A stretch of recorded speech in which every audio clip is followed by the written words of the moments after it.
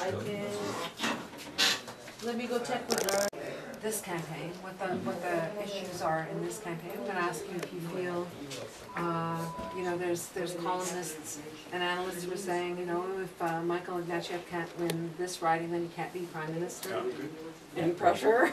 Or it might have a Conservative majority. Yeah. Is that close? Yeah, yeah. So, we'll talk about that. I want to talk about the chill that we find in civil community, such as university professors being fearful for their grants being cancelled, non-government organizations being fearful for their grants being cancelled.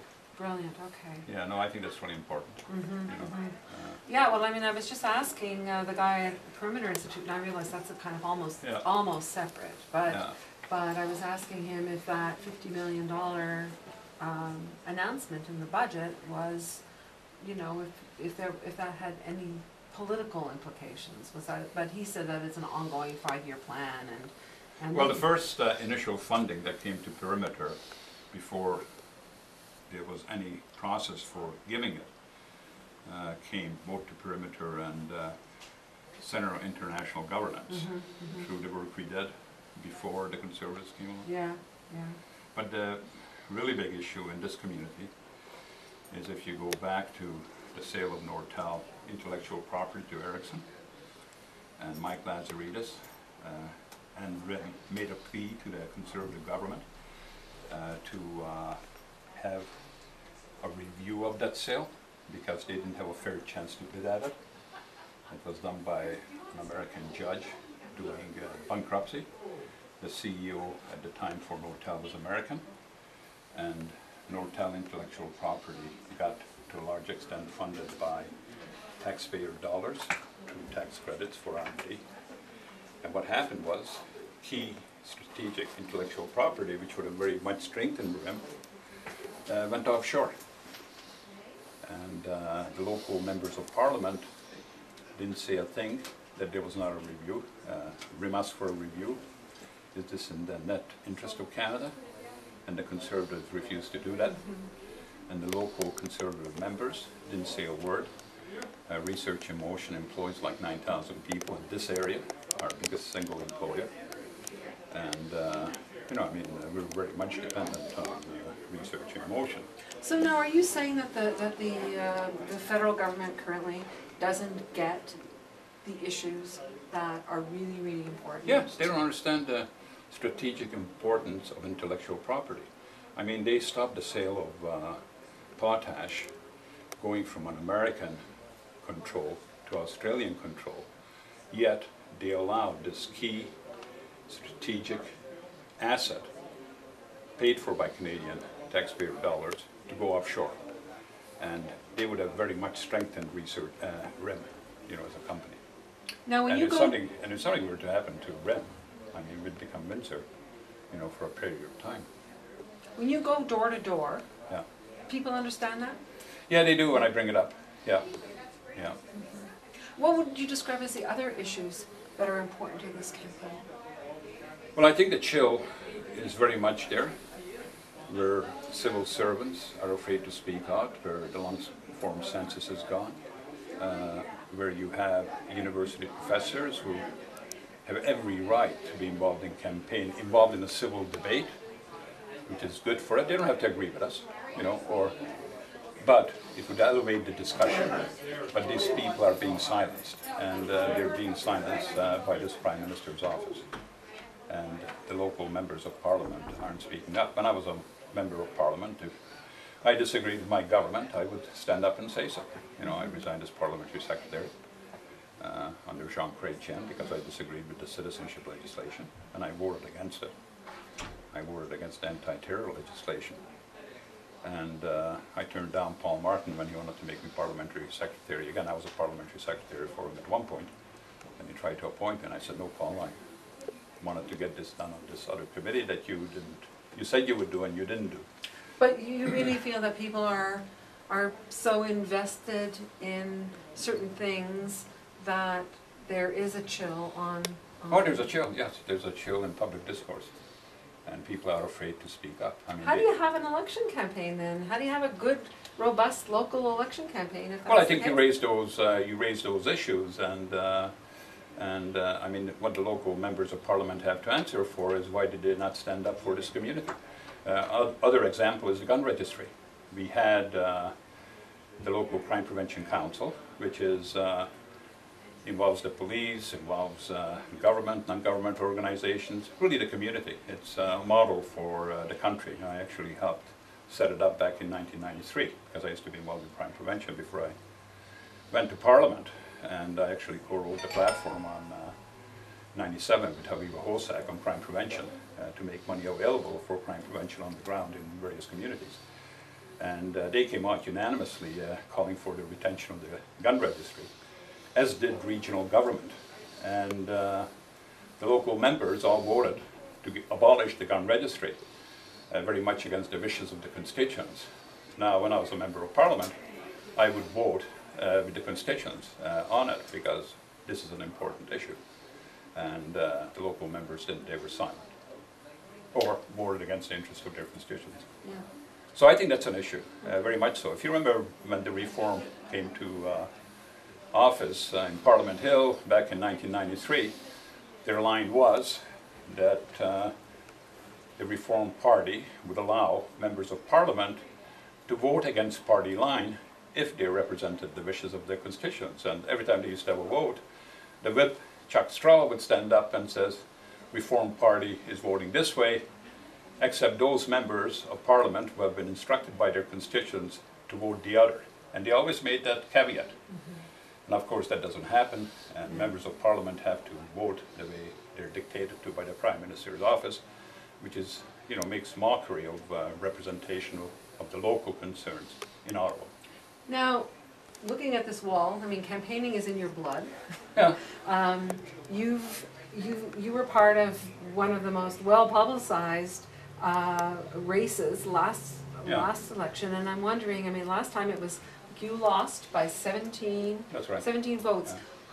Yeah. As a strategist and a campaigner, how do you make sure that that doesn't happen again this time? Well, I think we're out and we're campaigning hard.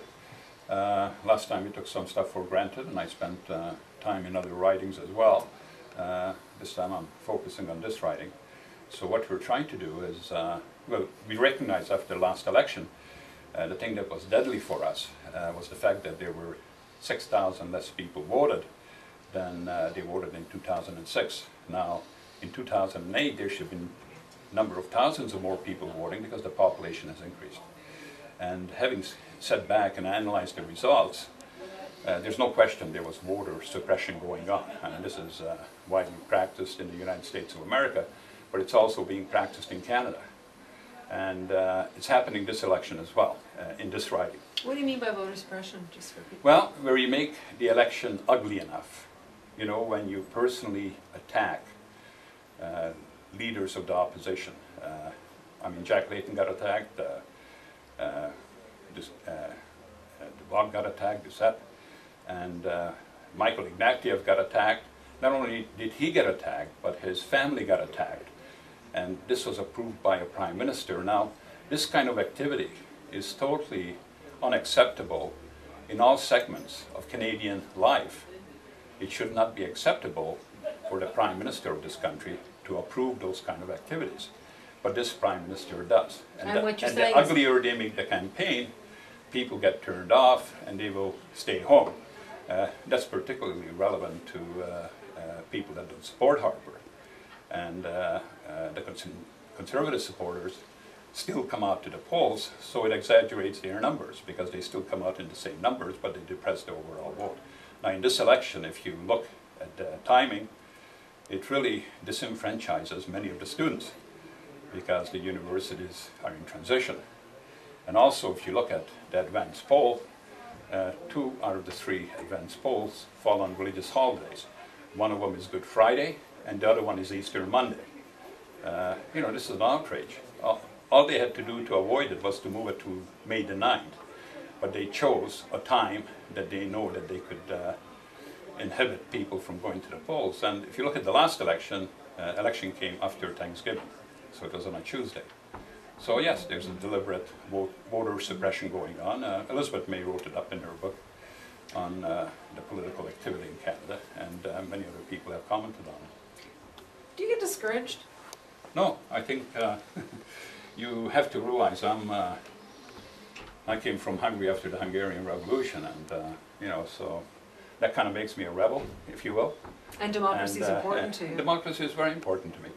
And it should be important to all Canadians, because you look at the number of Arab nations where young people are dying to fight for the right to vote.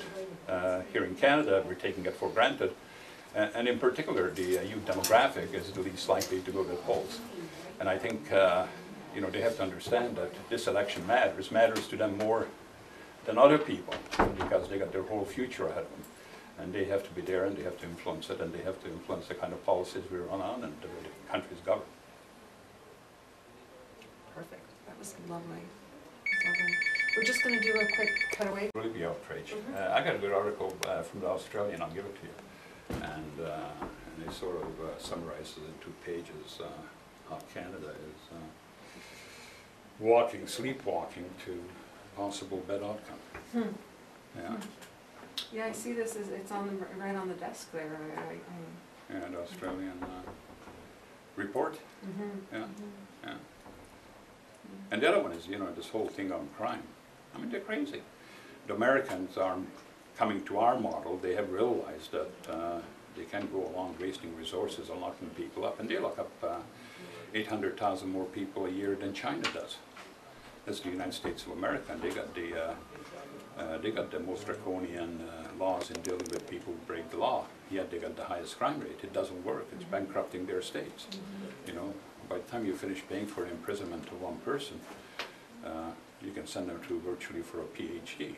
And what a waste of resource. Now in this community, we have one of the best crime prevention councils that I helped initiate back in '93. And Waterloo Region Crime Prevention Council. It's a model for English-speaking Canada. Where, Quebec has some good stuff, but the rest of the country doesn't. And I used to be involved in crime prevention before I got involved in politics, so I really drove that. But they have done a fantastic job. And I just want to sit back and watch them with amazement. We're trying to work together with the Canadian Association of Chiefs of Police. Oh yeah, on yeah. their mission. Yeah, the first head of the Crime Prevention Council in Waterloo Region was the Chief of Police, Larry Grewell. And the new Chief of Police got appointed. When he got appointed, it was his turn to be the President of the Crime Prevention Council. And then we had the head of the school boards and various people, head of CAS, a real holistic approach. And it really works well. It makes a lot more sense to do that. And they unanimously came out against the getting rid of the gun industry as the regional council. And the local members were totally silent, voted the wrong way. So as much as Harper's exploiting this issue in rural Canada, urban Canada, yeah, There's a couple people pretty much.